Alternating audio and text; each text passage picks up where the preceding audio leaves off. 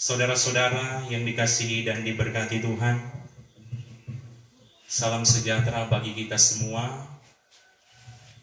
Di saat ini, secara khusus kita sebagai Jemaat Gemi Muria Kali telah memasuki Minggu Sengsara yang ke-5. Dan untuk kedua kalinya di hari Minggu ini, kita masih beribadah lewat cara seperti ini, yaitu lewat pengeras suara dan juga lewat streaming di Facebook. Dan jujur saja, ketika berada dalam situasi-situasi seperti ini, pasti ada suasana yang berbeda yang kita rasakan. Dan saya secara pribadi, ketika melihat situasi-situasi seperti ini, termasuk mulai dari minggu lalu ketika beribadah, mendengarkan firman Tuhan lewat streaming di Facebook, ada air mata yang mengalir, atau ada air mata yang keluar karena ternyata orang harus diperhadapkan dalam realita atau situasi seperti ini. Dan kita rasa juga ada banyak anggota jemaat atau juga pelayan khusus yang merasakan seperti yang saya rasakan. Dan saudara-saudara, ketika orang berada dalam situasi seperti ini, seperti yang saya katakan, rasa siksa bagi orang yang biasanya hari Minggu meluangkan waktu memberi diri beribadah di gereja, tetapi harus beribadah lewat metode seperti ini. Tetapi juga ada orang-orang yang pasti hanya rasa biasa, kan? Yang maksudnya rasa biasa itu orang-orang yang dalam hari-hari Minggu ya, orang memiliki sikap-sikap malas untuk beribadah. Orang kalau malas beribadah, pasti dia cuma rasa biasa, kan? Berbeda dengan orang yang memiliki kerinduan besar untuk beribadah ketika hari-hari Minggu. Dan semoga situasi seperti ini memberikan dampak yang positif bagi orang yang rajin dan bagi orang yang malas beribadah. Orang yang rajin menjadi lebih rajin, dan orang yang malas menjadi rajin dengan adanya situasi seperti ini. Dan di Minggu Sengsara yang ke-5 ini, orang membaca bagian firman Tuhan dalam kitab Injil Lukas di bawah judul perikop Yesus di hadapan mahkamah agama. Dari firman ini orang boleh belajar tentang kisah penderitaan yang dialami oleh Yesus Kristus. Ketika orang memperhatikan perikop sebelumnya, dalam prosesi Yesus ditangkap, kemudian juga Yesus disangkal oleh muridnya yang bernama Petrus. Kemudian dia mulai merasakan siksaan yang saya boleh mengatakan levelnya mulai meningkat dari waktu ke waktu. Dan di dalam bagian firman Tuhan ini kita boleh melihat bahwa ketika imam-imam kepala, tua-tua Yahudi, bahkan ahli-ahli Taurat yang menjadi orang-orang yang memprakarsai penangkapan Yesus, mereka berusaha membawa Yesus ke mahkamah agama. Mahkamah agama ini adalah lembaga pengadilan tertinggi di saat itu bagi orang Israel, yang terdiri dari 70 anggota yang dipimpin oleh imam besar yang waktu itu bernama Kayafas. Saudara-saudara, sebagaimana dalam kebiasaan penangkapan, bahkan juga pengadilan, setiap orang yang melakukan kejahatan pasti harus disertai oleh bukti-bukti yang ada. Ini juga harus berlaku dalam proses penangkapan Yesus Kristus. Harus ada bukti-bukti untuk membuat Yesus dihukum. Apa yang menjadi tujuan dari imam-imam kepala, ahli-ahli Taurat, dan orang-orang yang ingin menjatuhkan Yesus. Tetapi ketika orang membaca bagian firman Tuhan ini, kita bisa melihat bahwa berusaha dicari bukti-bukti dan saksi-saksi, tetapi tidak ditemukan bukti yang kuat. Bahkan juga ketika orang memperhatikan bagian-bagian firman Tuhan di kitab Injil yang lainnya, di kitab Matius dan kitab Markus, bisa disaksikan bahwa setiap orang yang memberitakan kesaksian atau memberikan kesaksian tentang Yesus, antara yang satu dengan yang lainnya, setiap kesaksiannya berbeda. Dan itu tidak menjadi satu bukti yang kuat untuk membawa Yesus ke tahapan yang selanjutnya, karena tidak menjadi dasar yang sangat kuat. Tetapi mereka melakukan usaha yang lebih lanjut. Tolong perhatikan ayat 69 dan ayat yang ke-70. Itu menjadi alasan bagi mereka untuk menjerumuskan Yesus, untuk membuktikan bahwa Yesus salah, padahal itu bukanlah alasan atau bukti yang kuat. Ketika mereka berusaha bertanya, "Kalau begitu engkau ini anak Allah?" Dan Yesus menjawab, "Kamu sendiri mengatakan bahwa aku adalah anak Allah." Jawaban atau ucapan yang disampaikan oleh Yesus menjadi alasan bagi mereka untuk menjerumuskan Yesus atau untuk mengatakan bahwa Yesus bersalah. Karena itu di ayat 71 mereka mengatakan, "Untuk apa lagi kita perlu kesaksian? Karena kita telah mendengar dari mulutnya sendiri." Jadi di tahap ini Yesus merasakan ketidakadilan. Mengapa saya mengatakan ketidakadilan? Karena saudara-saudara, kalau berbicara pengadilan yang diberlakukan pada seseorang, saya memberikan contoh aturan yang diberlakukan bagi orang di negara Indonesia. Saya membaca beberapa referensi bahwa untuk membuktikan seseorang bersalah harus memiliki 2 dari 5 alat bukti. Jadi untuk membuktikan orang benar-benar bersalah harus ada 2 dari 5 alat bukti. Itu dengan istilah hukumnya yaitu bewitch minimum. Artinya harus ada 2 dari 5 alat bukti. Yang dimaksudkan 5 alat bukti yaitu pertama, keterangan saksi, yang kedua keterangan ahli, yang ketiga surat, yang keempat petunjuk, dan yang terakhir keterangan dari terdakwa atau orang yang melakukan kesalahan. Dan yang ditemukan pada Yesus, kalau orang memperhatikan 5 alat bukti ini, cuma yang terakhir, yaitu keterangan dari Yesus itu sendiri. Tidak ada bukti-bukti lainnya yang didapati oleh mereka, tetapi mereka bersikeras membuktikan bahwa Yesus tetap bersalah. Dan tentu ketika orang melihat seperti yang saya bandingkan dalam hukum yang diberlakukan di Indonesia, bahwa ketika hanya didapati 1 alat bukti, cuma pengakuan dari seseorang yang melakukan kesalahan, itu bukan alat bukti yang sempurna. Atau saya baca dalam istilah hukumnya disebut bukan validic bewitchcraft, atau bukan alat bukti yang sempurna. Jadi inilah tahapan yang dirasakan oleh Yesus ketika diperhadapkan dalam pengadilan di saat itu. Pengakuan yang disampaikannya menjadi satu-satunya bukti yang dijadikan alasan kuat bagi mahkamah agama di saat itu untuk menghukum Tuhan Yesus. Jadi saudara-saudara, ini tentu adalah bentuk ketidakadilan yang dirasakan oleh Yesus Kristus sendiri.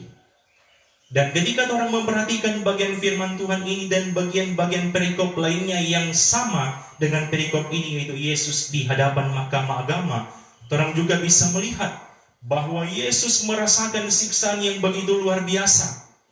Dia dipukul, dia ditinju, dia diludahi oleh orang-orang yang ada di saat itu. Padahal dia tidak didapati melakukan kesalahan. Jadi inilah proses yang dirasakan oleh Yesus sebagai misinya untuk menjadi juru selamat bagi kita semua umat manusia. Inilah proses yang rela Yesus rasakan menjalani satu proses yang kita sebut sebagai Via Dolorosa. Jadi ini adalah bukti kasih yang begitu luar biasa yang dirasakan oleh Tuhan Yesus. Bukan perkara yang gampang, tetapi Tetapi Yesus tetap tahan dan sabar menghadapi setiap proses-proses yang sangat menderita, yang sangat luar biasa, yang menyiksa fisik dan juga menyiksa batinnya. Karena itu saudara-saudara, ketika orang membaca bagian firman Tuhan ini, hendak memberikan makna-makna yang penting dalam kehidupan kita semua. Yang pertama, teladan yang Yesus telah lakukan atau dia contohkan bagi kita semua, yaitu tetap sabar menghadapi pencobaan yang sekalipun itu pencobaan yang sangat luar biasa, memotivasi orang dalam menghadapi pergumulan yang sementara orang rasakan di saat ini. Pergumulan yang orang rasakan bukan lagi menghadapi ahli-ahli Taurat, bukan lagi menghadapi imam-imam kepala atau mahkamah agama dengan segala ketidakadilannya, tetapi pergumulan yang sementara dirasakan warga Gemim dan juga seluruh masyarakat yang ada di dunia ini, yaitu berbicara tentang penyebaran virus COVID-19 yang menjadi pergumulan kita semua. Ini boleh menjadi satu gambaran bagi kita bahwa Yesus memberikan teladan. Dia merasakan penderitaan yang luar biasa, ditangkap, merasakan ketidakadilan, merasakan tuduhan palsu, dipukul, ditinju, diludahi, bahkan banyak penderitaan-penderitaan yang sangat luar biasa. Tetapi ia tetap tahan dan sabar. Ini juga menjadi satu motivasi supaya orang tetap tahan dan sabar ketika diperhadapkan dalam pergumulan yang terasa berat ini. Pergumulan yang sangat memiriskan bagi kita semua warga yang ada di dunia ini. Dan kita rasa itu tidak sebanding dengan pergumulan yang dirasakan oleh Tuhan Yesus. Karena salah satu hal penting yang telah diinstruksikan oleh pemerintah yang dapat kita lakukan sebagai sumbangsi bagi negara bahkan dunia ini, yaitu satu kalimat yang sangat sederhana, yaitu tetap tinggal di rumah atau berdiam di rumah.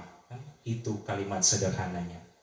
Walaupun bagi orang Manado kita rasa ada orang yang menganggap ini sebagai perkara yang mudah, tetapi juga ada orang yang menganggap ini sebagai perkara yang tidak mudah. Karena dalam realita yang orang temui, ada orang yang setia mengikuti instruksi pemerintah. Betul, orang mesti berdiam di rumah.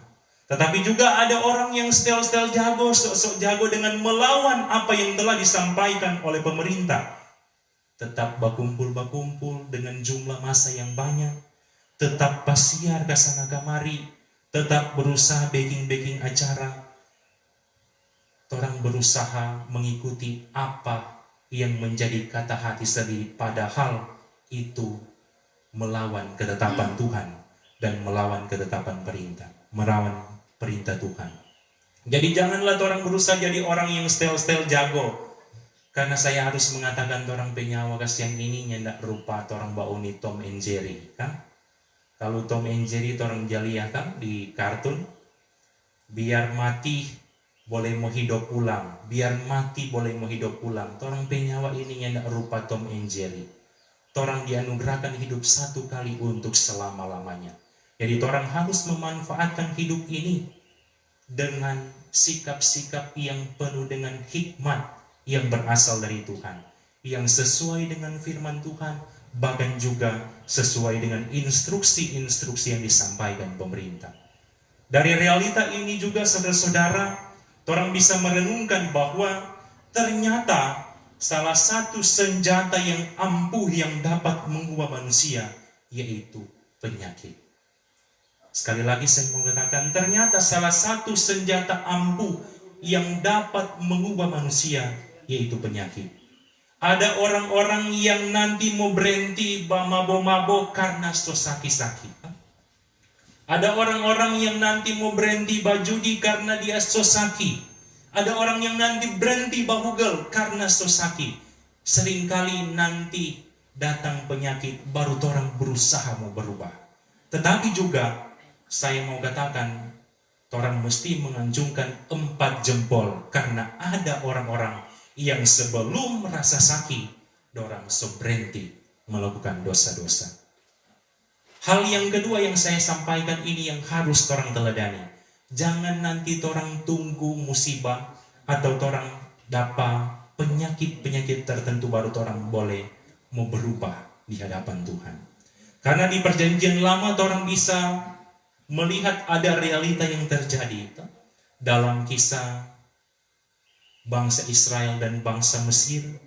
Tuhan mendatangkan 10 tulah kepada Firaun bahkan bangsa Mesir. Karena dia bersikap keras hati di hadapan Tuhan. Bersikap kabal di hadapan Tuhan. Dan mudah-mudahan dari hal ini membuat orang termasuk masyarakat yang ada di Sulawesi Utara orang evaluasi diri. Saya mengatakan ini penyakit adalah senjata yang sangat ampuh karena kalau melihat realita-realita yang sebelumnya terjadi di Manado atau di Sulawesi Utara, orang pernah diperhadapkan dalam isu tsunami dulu kan? Nah orang Manado ini ketika bilang ada isu tsunami, ada orang yang lari tetapi juga anehnya ada orang yang tetap berdekat di pinggiran pantai orang Sukamulia itu tsunami. Begitu juga kalau ada teror bom. Dulu pernah ada di Manado kan? Ada orang yang bajau tetapi juga anehnya ada orang yang berusaha berdekat di dekat polis lain. Padahal sepasang polis lain. Ada orang yang masih suka berdekat. Tetapi ketika dalam realita seperti ini, saya mau katakan bahwa sebagaimana yang orang lihat ternyata yang lebih orang-orang takut yaitu musibah penyakit. Walaupun orang harus melihat realita yang ada, masih ada beberapa orang yang memiliki sikap keras hati seperti yang saya contohkan tadi, seorang yang bernama Firaun. Dan juga saudara-saudara, dari bagian firman Tuhan ini, di akhir khotbah ini saya mau katakan bahwa ada hal penting yang dapat menjadi satu makna yang begitu luar biasa bagi orang semua. Dalam kitab 2 Tawarik pasal 7 ayat 14 mengatakan bahwa ketika orang diperhadapkan dalam pergumulan yang luar biasa, marilah orang merendahkan diri, orang berdoa, orang mencari Tuhan dan berbalik dari dosa-dosa yang orang lakukan supaya murka Tuhan boleh reda. Itu juga yang boleh orang lihat di 2 Tawarik 7 ayat 14. Ketika orang merendahkan diri, berdoa, mencari Tuhan dan berbalik dari dosa-dosa, kiranya itu belas kasihan yang berasal dari Tuhan boleh orang nikmati. Supaya pergumulan yang dirasakan oleh orang semua sebagai warga Gemin dan juga setiap negara yang ada di dunia ini boleh cepat berlalu. Dan sebagai kalimat penutup di khotbah ini, ada beberapa kalimat yang saya mau katakan di akhir khotbah ini, yaitu ketika orang melakukan banyak dosa-dosa, senjata yang paling utama untuk mengalahkan dosa yaitu doa. Sekali lagi, senjata yang utama yang dapat mengalahkan dosa-dosa kita yaitu doa. Dan ketika orang diperhadapkan dalam virus COVID-19, ada satu juga kata yang dapat menjadi senjata bagi orang, yaitu virtus. Apa arti itu virtus? Saya membuat singkatan yang artinya firman Tuhan Yesus. Jadi firman Tuhan Yesus atau virtus itu dapat menjadi senjata untuk melawan virus. Dan marilah orang tingkatkan iman dan imun kita sebagaimana yang menjadi instruksi-instruksi pemerintah bahkan juga petugas medis dalam menghadapi realita yang sementara orang rasakan di tahun 2020 ini.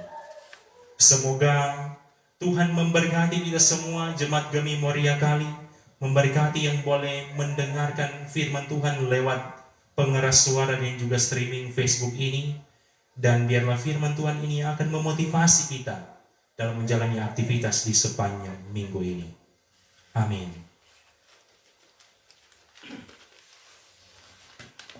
Saudara-saudara yang sementara beribadah di rumah masing-masing.